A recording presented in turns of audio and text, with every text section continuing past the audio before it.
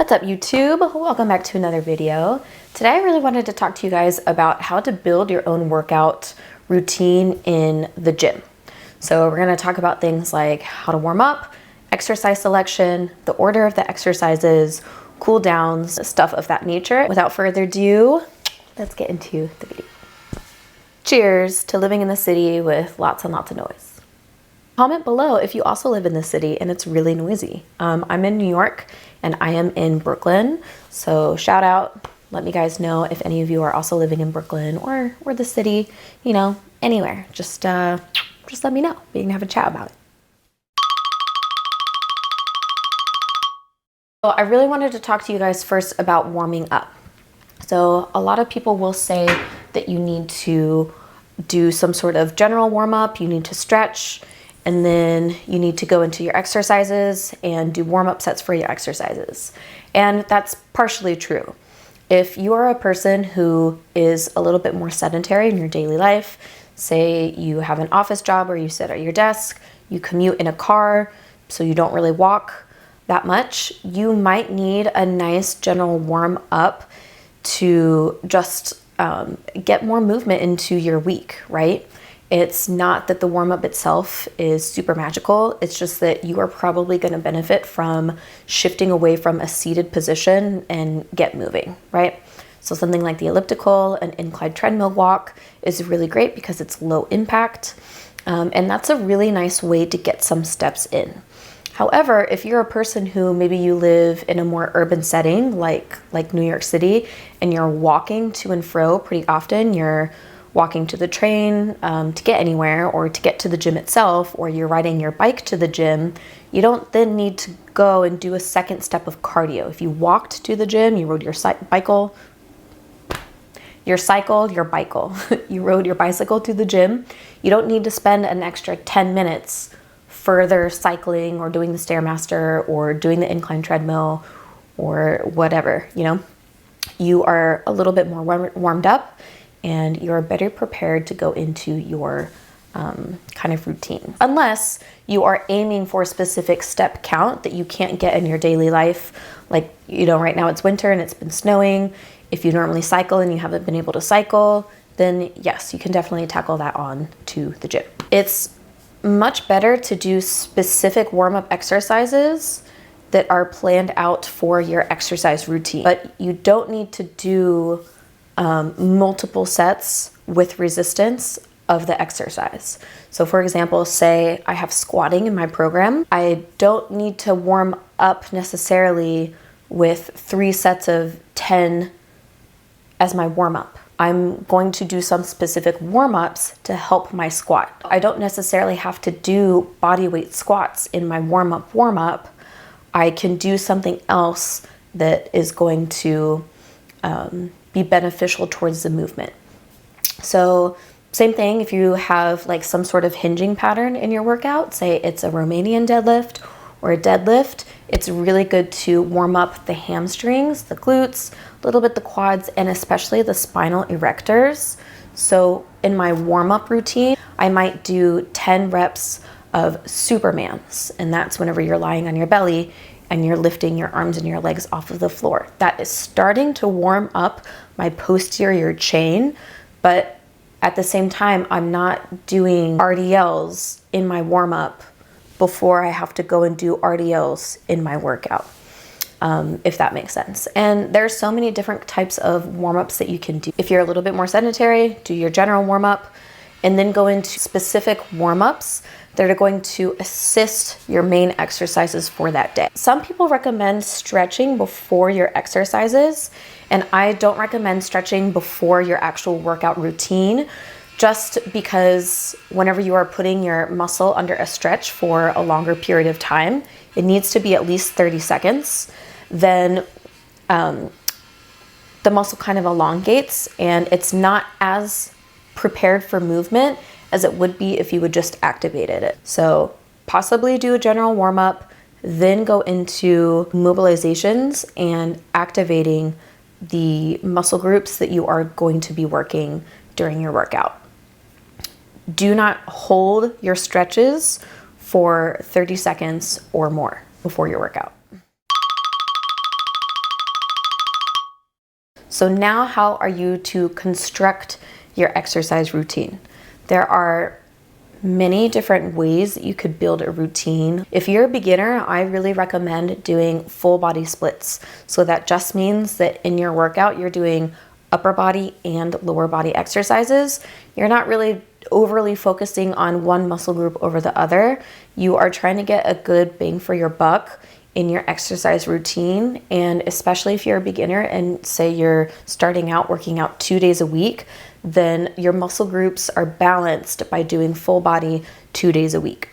If you did, let's say you did an upper body on Tuesday, a lower body on Thursday, well, you're only training upper body and lower body 1 time a week. It's not quite enough stimulus to see change. So instead, if we had a full body and full body, then you're hitting legs 2 times and you're also hitting your upper body muscles 2 times. So that amount of frequency is going to be better than just 1 time a week for upper body or lower body. Whenever I talk about a full body split, I'm going to have an upper body, a push and a pulling motion. So for upper body, we have horizontal push, which is what I'm doing. It's front to back motions. So a push up would work, or a chest press is a push, and an upper body pull is like a row. So I'm still in the front to back motion. If I had the cable, some sort of cable, and I bring it back behind me, I'm using my back muscles to bring that cable back. But we also have vertical pushes and vertical pulls. So a vertical push, if you had just a set of dumbbells, you're pushing those weights up overhead, that's a vertical push. If I have a vertical pull, you'll see sometimes, or if you've seen, whenever people use something like the lat pull down machine, that's that big bar, you grab the big bar and you pull down, down, down, down, down, that's a vertical pull. You're using your back muscles whenever you do that one. You could also think when people do chin-ups or pull-ups, it's still a pull. Look, my arm bones are still coming from the up position to the down position.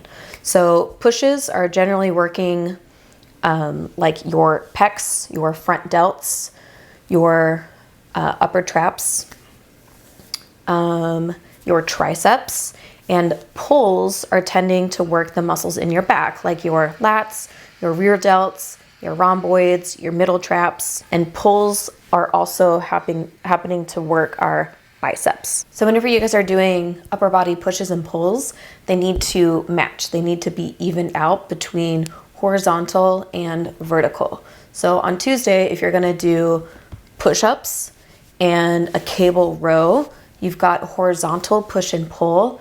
Then on Thursday, or whatever your next training day is, you're gonna need to do a vertical push and a vertical pull. So something like an overhead press and like a lat pull down. So you need to keep them even. So whenever you're talking about lower body, a lot of people will separate into also like a push-pull, and that's totally fine. I like to think of it as quad dominant and hip dominant. Hip dominant. So quad dominant exercises are things like squats, lunges, lunge variations, so things like step ups, walking lunges, reverse lunges, lunges with a barbell. The leg presses are typically more quad dominant, and the leg extension machine, and that just means whenever your knee is bent and you're straightening your knee up towards the sky, then, or your foot up towards the sky, then that is quad. So, and then I like to do hamstring and glute focused. So those exercises are going to be your Romanian deadlift, your deadlift, sumo deadlift, like a cable pull through or any pull through variation, bridges, Nordic curls, and whenever you hop on the machine and you curl your heel close to your butt, those are for your hamstrings. So I tend to like to break it up in quad dominant or hip dominant movements. And same thing, you should keep them even. So you should keep your quad dominant and your hamstring dominant exercises even. throughout your program. So on Tuesday, we're gonna do a quad dominant exercise and a hamstring dominant exercise. So maybe for that day, we start out with squats, or we start out with lunges, reverse lunges. And then let's go into a horizontal push. And then we can go into a hip dominant exercise. I'm gonna say bridges. We could do some bridges, and then we'll do the horizontal pull. So whenever you're doing full body, I also like to split between lower body and upper body. So you'll notice what I just did. I picked a lower body, then an upper body, lower body, upper body, so that some muscle groups have time to rest before you start training the other muscle groups, just so that they have a little bit of time to recover a little bit better. Also, if you're a beginner, you could worry about supersets, or you could not. It doesn't make a big difference. If you are short on time, you might want to do a couple supersets, and that just means that you're doing 2 exercises back to back without resting in between the exercise. So let's say I did the cable pulls and bridges. I would do a set of 10 reps for my cable pulls, and then without really resting, I would go and I would do my bridges, and then I would maybe take 60 seconds rest, and then I would do that again for however many sets that I have for that exercise. Whenever you are constructing your workouts, you want to make sure that you are doing the hardest lift of your day first, and you are prioritizing compound movements. Compound movements just means that you are using more muscle groups to perform an exercise. So the squat is a perfect example. The squat, you need core to help stabilize your spine as you are moving up and down. But because your hips are moving, your knees are moving, you are getting your quads, you're getting some glute, and you're also getting some hamstring whenever you perform a squat. You are using multiple muscle groups to carry out that squat, as opposed to like a leg extension that I mentioned earlier. Leg extension where you're in that seated machine and you are kicking your foot up towards the sky as if you're kicking a soccer ball. That only requires the quad muscle to do that. You're not using any other muscles to do that exercise. So those type of exercises we call isolation exercise. You're using mainly one muscle to perform it. So I'm gonna get a little extra quad work out of that. So I could put that into my program. I could start off with my squats, perform for whatever set and rep scheme, and then get some of my other bigger exercises over with, like maybe later towards the end of the workout, do the quad extension. So it's nice to do your harder exercises first because you get them out of the way. They're gonna require more effort. A squat requires more effort than that quad extension. Don't get me wrong, the quad extension, whenever you're on that machine, you're gonna feel some intense burning in that quad, and that's from like metabolic stress. But with the squat, you need the coordination to perform it first of all, and you're using more muscle groups. It's much more demanding on your whole like system and skeleton and joints than some of those other isolation exercises. So I'm gonna tell you guys right now, your compound lifts are squat, deadlift, chin up or pull up variation, a push up, bent over row, and hip thrust. And so bench press. So push up or bench press, you could do either one. So if you're a beginner, it doesn't mean that you are meant to go to squats and grab that big bar, which is the barbell. You don't have to start with that at all. You can go and you can do body weight squats and see how that feels. Or you can squat down to a box and come back up. Or you can have a light dumbbell in your hand and practice squatting with the dumbbell. That could be heavy enough for you and challenging enough for you at this moment in time. Just because you're supposed to start with the compound and it's supposed to be the hardest exercise doesn't mean that the load itself has to be heavy, okay? We don't mean heavy first. As a beginner, you don't want to go heavy until you get the coordination of your exercises down and they feel comfortable, and then you start practicing increasing the weight that you were doing at. So I just want to make that clear. Do not feel like in order to go and do squats, they have to be super heavy squats. You don't have to go and even grab a big heavy dumbbell if you don't want to. If you're also at that level and you're not sure about your squats, a great substitute would be to do step ups. So find a wall that you can use for balance and either use a bench or a couple of the steppers, and do step ups to that box. And that's going to be a nice substitute if you're not quite ready to tackle something like a squat. Okay, so we have our compound lifts first. So let's say I stick with my example. I start with my squat, and then I'm going to go into a push-up. And I said that I wanted to do bridges. So I'm going to do bridges. The bridge is mainly working your glutes, but it's also working a little bit your hamstrings and some of your quads, and actually still some core stabilization for that exercise, because you don't want to arch your back whenever you're bridging yourself up. And then a horizontal pull, so a rowing motion. Whenever I row something back, I'm using a lot of muscles in my back, and I'm also using my biceps. So also you could say that that's also a compound.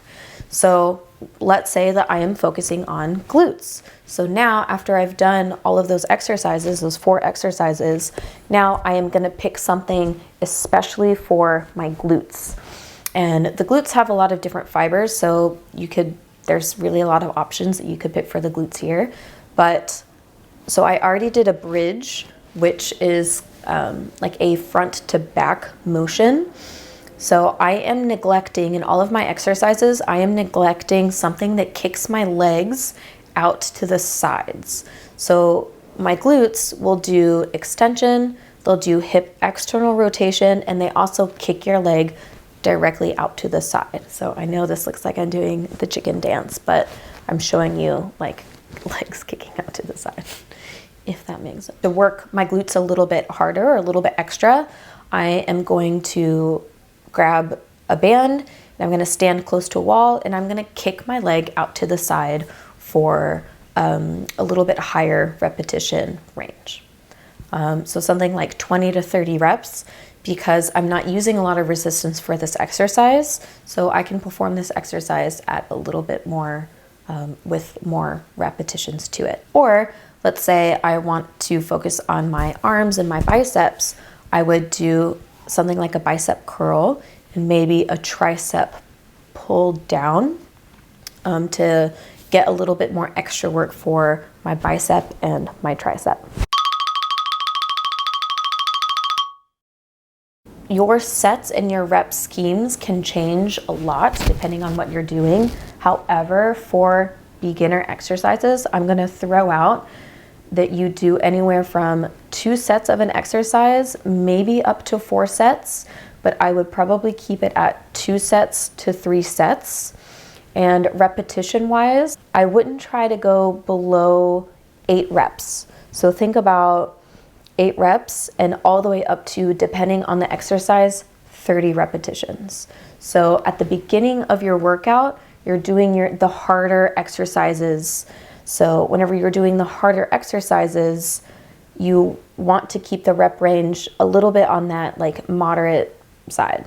So maybe you could start with your squats for 8 repetitions or 10 repetitions or 12 repetitions, depending on where you're at, and find the load that feels comfortable for you. And then you can still do that for several of your exercises. And then maybe some of those isolation exercises that you're doing towards the end of your workout, those can be higher rep. So those can be reps between 12 repetitions all the way up to 30 repetitions. And again, the repetitions that you're performing, if you are trying to hit 30 repetitions for an exercise, then the weight needs to be light enough that you can hit 30 repetitions. You don't want to pick a weight that arbitrarily you're like, that looks like a strong, heavy weight. Yeah, let's do that. And then you only make it for 15 reps. You didn't hit your target rep range. You need to pick a load appropriate for you to hit 30 reps. And maybe that means that it's not loaded whatsoever. Maybe this is a body weight exercise that you're doing, and you're doing it all the way to 30 reps, something like a frog pump is a really great example. So your rep range is going to vary, but again, you want to keep your harder exercises with the kind of medium rep range towards the beginning, and use the higher repetitions more for your isolation exercises. There are definitely exceptions to this, like a pull down. Even though you're using your back, you're using your biceps, you could do a pull down for 12 reps, you could do it for 15 reps, you could do it for 20 reps. I recently put it into my program last cycle. I was doing 20 rep pull downs and 20 rep leg presses, and it was just a different stimulus than doing them at 10 reps, right? It just changes the stimulus a little bit. Neither is better over the other. It's not really right or wrong. And as a beginner, I would maybe do just 4 to 6 exercises as a beginner, and just stick to that. Don't try to do any more. And again, maybe just do 2 sets or 3 sets of an exercise, and always adjust whatever you're doing to your level. So again, the squats example, if you're not ready to squat with the barbell, that's so normal, that's so many of us. I didn't start squatting with the barbell until maybe 9 months after I had joined the gym. So it took me a minute to go up and try to start using that bar. So maybe you have a dumbbell in front of your chest and you squat like that. And squatting that for 10 times is a lot of effort for you. That's a great place to be. Same thing with push-ups. You don't have to do push-ups from the floor. You can set up a bar in a rack and do push-ups from an elevated height, or find a wall and do push-ups from the wall. You can always modify the exercises so that it adds your level. So find whatever height you could do 10 push-ups at, and that's totally fine. So once you're done with your anywhere from 4 to 6 exercises for your workout, then you guys can worry about your static stretching. So you just want to kind of gently stretch out some of the muscles that you are using. Most common are going to be, you really want to try to stretch out your pecs, your hamstrings, your glutes, your quads, possibly your psoas, and that should be pretty good for the general population. So whenever you're stretching, you just want to hold each stretch for about 30 seconds. It could be all the way up to 60 or even 90 seconds per stretch. Just kind of depends on what feels really good. You can also foam roll if you have a little bit more soreness happening from maybe a previous workout, or you know that you could feel your muscle working really hard during your workout. You can go ahead and foam roll that body part, and that's also good to do for about like 60 seconds or so. Yeah, great. So I am going to move on and give you guys a sample workout that you can do. If you guys have any questions about like warm-ups and anything, if you guys have more questions about kind of how to structure your warm-ups or what kind of exercises to include in those warm-ups, I can make a whole separate video on some sample warm-up ideas for you guys. It's just gonna be too long if I plug them into this one. If you guys decide that you want a little bit more help and a little bit more structure and guidance whenever you're hitting the gym, I am offering an online workout subscription program. And that program updates every single month. So I have you guys pick, or I've programmed 4 exercises on each workout day. And I also have you guys have the option to plug in 2 more exercises if you want to focus on your glutes, your quads, your shoulders, your arms, or your core. So you guys can kind of pick an extra body part that you want to really focus on and plug in the exercises that have already made a part of the program, plug those in, so you guys have that. With the monthly subscription, I am also offering direct contact with me whenever you need help. If you need to substitute an exercise, if your gym doesn't have the equipment, then I am going to be available to communicate and talk about it with you. And also, if you're not sure of your form, send me a video of you performing an exercise and I'll help critique it and give you a little bit of guidance. So this is, I think, a little bit more special because you have direct contact with me, so that if any questions arise, I am here to help you. It's not an app where if something goes wrong, you don't have anybody to talk to, right? So you'll be in communication with me. If you get injured, let's say, maybe you hurt your shoulder or you just recently had surgery, I'll be here to help pick exercises that are more appropriate for you. So I'm gonna also link my website in the description below, and you can follow along to that subscription with that link to my website. All right, don't forget to like and subscribe to my channel. It really is gonna help me a bunch. And I really hope to hear from some of you guys. If you ever need advice or tips, I'm here for you. So without further ado, I will catch you guys in the next video. Peace out.